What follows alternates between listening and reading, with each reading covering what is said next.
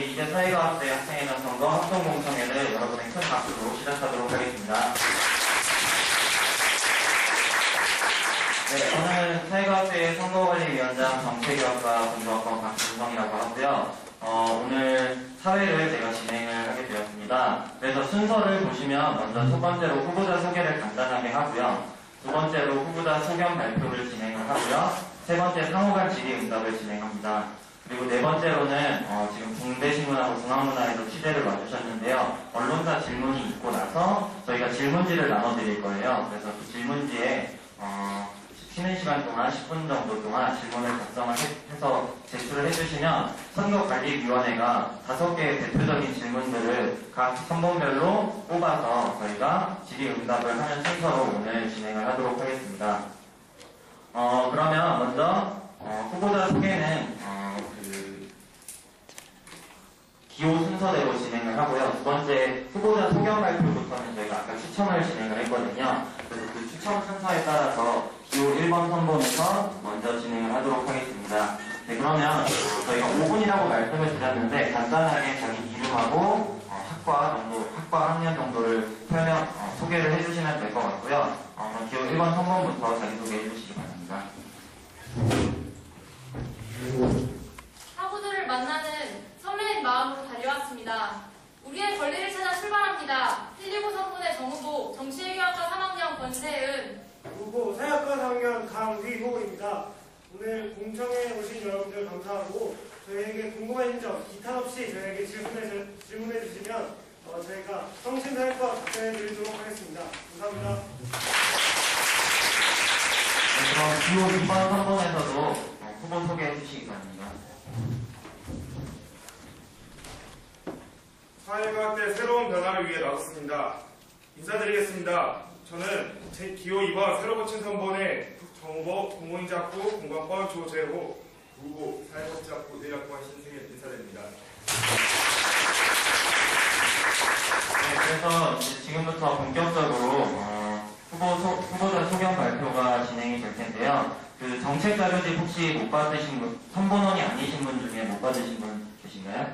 네, 다들 가지고 계시죠? 그래서 그것도 참고하시고 후보자들이 이야기하는 정책에도 많이 귀 기울여 주시면 좋겠습니다. 그래서 추첨에 따라서 기호 1번 129 선본이 먼저 소견 발표를 20분 동안 진행을 하도록 하겠고요. 20분이 넘으면 제가 가차없이 따르도록 하겠습니다.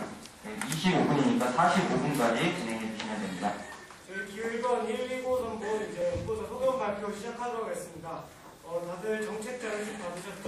저희는 이 정책 자료집 순서대로 여러분들이 이해하시기 쉽게 설명해 드리도록 하겠습니다. 일단 저희는 교육, 자치, 문화복지 세 파트로 나뉘었습니다. 일단 제일 처음에 교육 파트를 보시면 제일 첫 장 6페이지에 교육권리 찾기 네트워크 2.0 수업권 힐링 프로젝트라고 있습니다. 저희가 공부에도 2009년도 구조조정 이후에 저희 학교에 많이 학생의 수업권과 자치에 대해 많은 그런 침해가 있었고 많이 그런 학생들의 권리가 많이 상실되었는데요. 저희 일단 수업권에 대해서 얘기하겠습니다.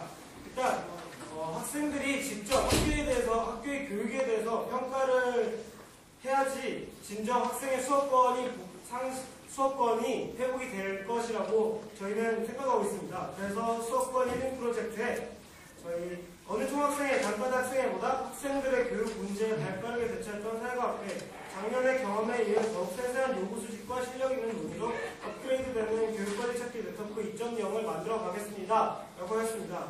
저희가 단지 이렇게 교육권리 찾기 네트워크를 하겠다고 말씀만 드리는 것이 아니라 저희는 밑에 세세한 로드맵까지 작성을 했습니다. 저희 5개 유세 때 보신 분들도 있으시겠지만 커다란 초록색 장바구니에 공 던져 넣으시는 거 보신 적 있으신가요?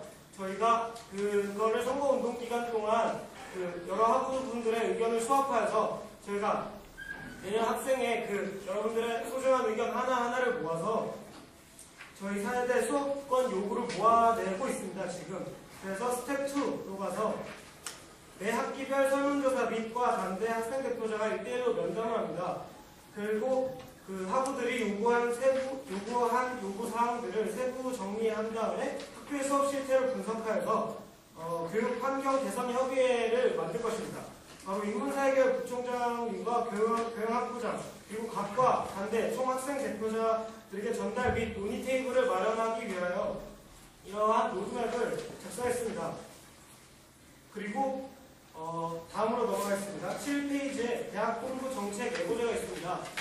각과 자신의 과 소식을 학교를 통해서 듣는 게 아닌 외부 언론이나 학교 수시 모집 요강을 통해서 듣는 경우가 많습니다. 우리 과의 인원이 예를 들어 우리 과의 인원이 80명이었는데 40명으로 줄어듭니다. 이 얘기를 학교 측에서 듣는 게 아니라 내년도 수시 모집 요강을 봤는데 어떤 학과 모집인원 40명 이렇게 돼 있으면 저희에게는 아무 이런 방법도 없이 그렇게 일방적으로 줄여버린 것이 되지 않겠습니까? 그래서 저희는 학우들의 의견을 수합한 학생 대표자의 심의를 거친 다음에 대학 본부의 정책이 결정되도록 그러한 논의 테이블을 만들기 위해서 지금 노력하고 있습니다. 한마디만 더 하겠습니다. 그리고 등록금 결정 과정에 있어서도 일방적으로 학교에서 작년에 정부 정책으로 3.9% 인하 정책이 나왔는데 중앙대학교는 2%가 인하가 되었습니다. 근데 그게 학생 대표자들과의 심의를 통한 것이 아니라 그냥 일방적으로 학교에서 2%를 인하해버린 겁니다. 이거는 전혀 학생들의 요구가 반영되지 않고 학생들의 목소리가 들어가지 않는 일방적인 처사라고 생각합니다. 그래서 저희는 대학 본부 정책 예고제와 더불어 대학 재정 운영 상황 및 등록금 정책 결정 과정을 보다 학우들에게 쉽게 알리도록 노력하도록 하겠습니다. 네, 그 다음은 사회복지학부 구조조정 골든타임에 대한 소개가 있겠습니다. 사회복지학부 구조조정이 있은 지 2년째가 다 돼갑니다. 청소년학과, 아동복지학과, 가족복지학과, 사회복지학과가 이름이 비슷하다는 이유로 개별적인 내 학과가 하나의 학부로 합쳐졌습니다. 이에 따라서 많은 폐해들이 생겨났는데요. 인원이 늘어난 과는 늘어난 과대로 대형 강의가 늘어나면서 과의 특성에 맞지 않게 팀플이나 이런 것들이 불가능하게 되는 문제가 있었습니다. 그리고 과의 인원이 축소된 과에 대해서는 인원이 축소된 대로 폐과의 위기를 맞이하면서 언제 우리 과가 폐과될지 모르는 위기 속에서 학교를 다녀야 하는 그런 문제가 생겼습니다. 또한 복지학부라는 이름으로 통합이 됨에 따라서 복지 수업은 사회복지학부에만 열리면서 아동복지학과나 청소년, 가족복지학과의 학부들은 복지 관련된 수업을 복수 전공을 해야만 들을 수 있는 상황이 되었습니다. 뿐만 아니라 이렇게 수업에 대한 것뿐만이 아니라 자치권에 대해서도 굉장히 많은 침해가 있었다고 생각하는데요. 원래 학과제에 있던 학과들이다 보니까 학부제로 이제 전환이 되면서 과생활이라든지 과사업 이런 것들을 진행하는 데 있어서 굉장히 불편하고 어렵게 되었다는 점이 굉장히 큰 것 같습니다. 그래서 이런 문제의식에 따라 저희 119 선본에서는 지금 마련되어 있는 사회복지학부 학부제 문제 해결을 위한 연석대회를 통해서 지속적인 문제 제기를 할 생각입니다. 계속 사회복지학부에 있는 내과의 대표자분들께서는 궁극적으로 원하는 것은 학과제로 다시 돌아가는 것이다 라고 이야기했습니다. 하지만 학교에서는 계속해서 안 된다라고만 이야기하고 있는데 이 연석회의를 통해서 그럼 도대체 왜 안 되냐를 물을 생각입니다. 구체적으로 그런 답변을 들은 후 학과제가 되지 않는 이유가 타당하지 않다면 계속해서 학과제를 요구할 것이고 만약에 학과제를 그래도 하겠다라고 이야기하면서 계속해서 학교의 학생들의 목소리를 축소하려고 든다면 그 전환이 안 됐을 때 그렇다면 지금과 같은 수업권에 대한 침해나 이러한 것들이 발생하고 있는데 이런 폐해에 대해서 어떻게 줄여나갈 것인지에 대해서 내과의 학생회장들이 합의를 하고 이러한 것들을 이제 학교 측에 요구를 할 생각입니다. 네, 그래서 궁극적으로는 아까 말씀드린 것처럼 수업권이나 자치권이 침해당하지 않는 방향으로 이 연석회의에서 같이 이야기를 하겠다는 것인데요. 과의 폐과를 막고 자치를 복원하는 방향으로 이 연석회의를 적극적으로 참여할 생각입니다. 그 다음으로 넘어가도록 하겠습니다. 사회과학제 끝장 프로입니다. 네, 이름이 좀 끝장스러운데요. 네, 유니온 디베이트에서 참여를 한 것인데요. 이것은 유니온 디베이트라고 한다면 영국의 옥스퍼드 대학에서 실시하고 있는 토론회를 참여를 한 것입니다. 이 토론회에서는 학생들이 토론회를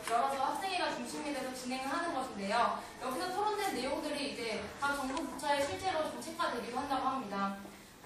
학생회에서 뭐 토론회를 연다든지 아니면 포럼을 한다든지 하는 경우에는 사람들이 잘 안 온다든지 하는 문제들이 생기고, 토론회 같은 경우에도 되게 결론이 흐지부지하면서 끝나는 경우가 대다수인데요.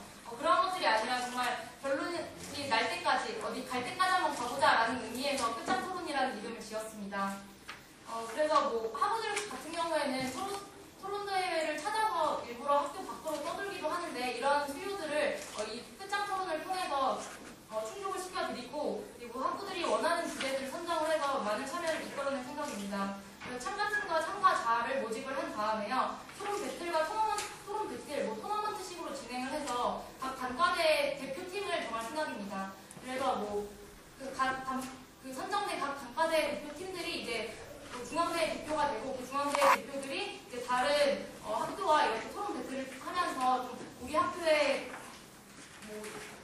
중앙대 끝장 토론 참가팀 이런 식으로 해서 좀 할 생각입니다. 네, 그 다음은 어디에도 없는 착한 강연입니다. 네, 여기에 초점은 학교 어디에도 없는 이라는 뜻인데요. 학교에서 지난번에 등록금을 인하하면서 90여 개의 교양 과목을 해강했다는 소식은 아마 여러분들도 잘 아실 거라고 생각합니다. 그래서 이렇게 교양 과목이 축소됨에 따라서 사실 들을 과목이 없는 수강 신청 때 어떤 걸 장바구니에 담아야 하는지 잘 모르는 경우가 많은데, 그래서 저희 119 선문에서는 착한 강연을 열어서 정말 대학할 수 있는 대학을 만들 생각입니다. 학우들이 궁금해하는 것들, 그리고 우리가 알아야 하는 것들, 대학생으로서 혹은 이 사회를 살아가는 시민으로서 알아야 하는 주제들을 선정해서 강연을 열 생각입니다. 그래서 이 착한 강연의 장점이라고 한다면, 우리가 굳이 수강 신청을 하고 카운트다운 하면서 하지 않아도 누구나 들을 수 있다는 점일 것입니다. 네, 그래서 착한 강연